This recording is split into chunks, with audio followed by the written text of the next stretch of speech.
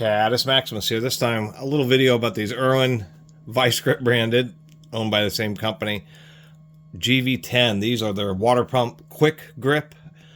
I believe what is what it's called, water pump pliers. Excuse me, I think these are called GrooveLock. Anyway, they're just rapid adjustable pliers that are supposed to be heavier duty than and more reliable than, you know, these various versions of these kind of automatic. These just happen to be a particular parallel jaw set, but there's a lot of like automatic pliers, auto sizing, and they're always a little funky to use, not quite as heavy duty. It doesn't seem like you can get quite the same grip strength. I've already done a video about the GV10R. I found these both totally independently, and I saw this pair and I thought it was actually in decent, totally fine working condition, even though it has seen quite a bit of work. So it was a nice opportunity to review one of these that's done some miles. And one of my concerns was how well these side teeth are. They're ratchet teeth. I think they do them on the side just because of surface area and allows them to have a larger diameter pin in these types of pliers.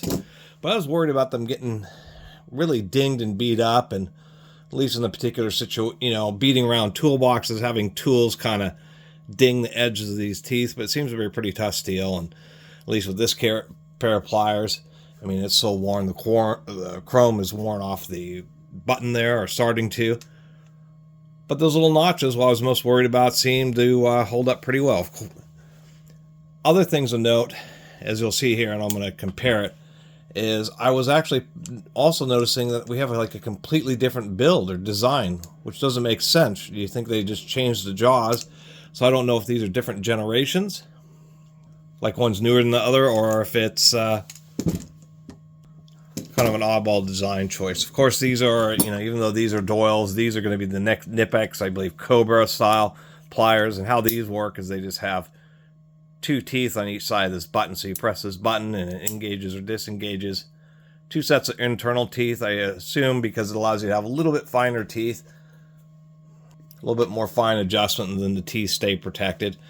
Obviously, the Knipexes and all these have really proven themselves. This is a reliable system.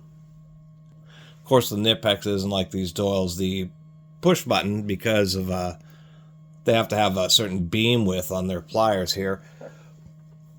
You need a lot of travel for the locking mechanism to get a nice full engagement. And I think that's the big difference between why Irwin went with these side grips. Is one, it's easier to forge this out and just have a machine with a special cutter just go across and cut all these real fast and easy. Where a system like this has to be forged. They have to punch out the clearance, and they have to run a broach through it. It's a little bit more complicated and expensive a process and more expensive tooling. Of course, all these pliers are just alternatives to the traditional channel lock, the tongue and groove pliers. I don't believe were invented by channel lock. Actually, they may have been first patented by channel lock, thus their name, channel lock. But it's also, I think I was reading somewhere where there were other earlier examples, and channel lock, kind of like crescent wrenches, was just who really popularized the pliers. Channel locks are, of course, well-proven set of pliers. This happens to be an older set with a screw-type rivet, although they're hot riveted on newer ones, and they have the infamous blue handles. But nonetheless, the big deal about these is they were just adjustable pliers that had this big tongue piece, so it allowed you to have a greater variety of positions, more range for a particular handle length.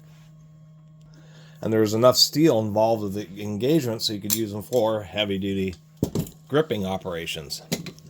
So Knipex style, and then, of course, Irwin, we're coming full circle here after several minutes, is doing the same thing, just trying a slightly different pattern. They may have gotten a patent on this at some point. I didn't double check. So, finishing this up, we have the straight jaws. What they've done here is the handle is thin all the way through. So when they make a pair of pliers like this, it's all one piece there and one piece there, but of course the handle's too wide, so they have to heat it up, spread this apart, pass the handle through, and then forge it back flat, which is also a more expensive operation. So I was commenting how this handle's thin enough during the initial forging just to pass through the slots. So these are easier, cheaper to manufacture that way. And I'm assuming that's why they have this plate on these water pump pliers. So you think they do it just like this, but instead, I don't know if these are designed to be either a little bit heavier duty, or one thing I was noticing, maybe if we look at it this way, is that the face of the jaws here is really close to the surface of the set of pliers. And for something being titled water pump pliers, pliers are designed not only to work on fasteners, but to work on round objects, like smaller pipe, you know, kind of like a easy, quick to use pipe wrenches with, of course, a front part to still pinch just like normal pliers.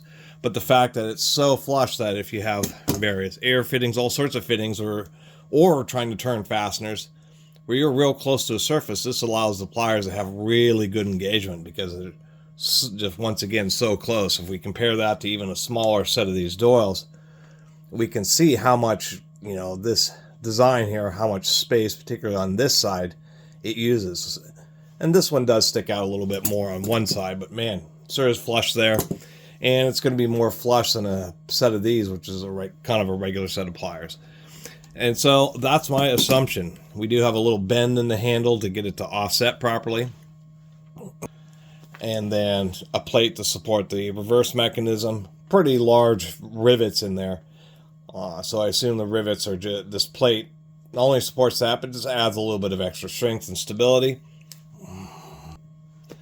Also, they can have a set of pliers that really are flush. And so that's probably one of their competitive advantages. As a matter of fact, these double molded, that's what I'm looking for. Harder plastic with kind of a softer overgrip, double molded handles would cause more interference than anything you wouldn't be able to reach with this jaws. And so I kind of, you know, I don't like Irwin's drill bits, wood auger bits. A lot of their, you know, those types of tools from Irwin are just terrible now compared to how they made their name, which was really high quality wood augers, you know, 50s, 100 years ago, whenever Irwin started. But some of their stuff, like these water pump pliers that kind of have somewhat offset jaws, really aren't that bad at all. And if somebody comments about this notch, that is actually not where somebody ground down on these pliers. It's forged like that just to give a little bit of extra clearance when it's in the higher up position. When you're down in the lower position, it doesn't really matter. And of course, you have the distinct advantage of these where if you're kind of stuck in a pretty tight situation, you can do the Cobras pretty easy, but the one-handed pretty easy. But these, you can just press the button, open them up, get them all around your fastener, get it to the right size, and then start working and do kind of like that quick adjust system. And once again, you know, it seems, you know, we got some dings on the teeth, but they seem to be holding up reasonably well. Anyway, sorry for a long blabbing video about a pair of pliers. See you next time.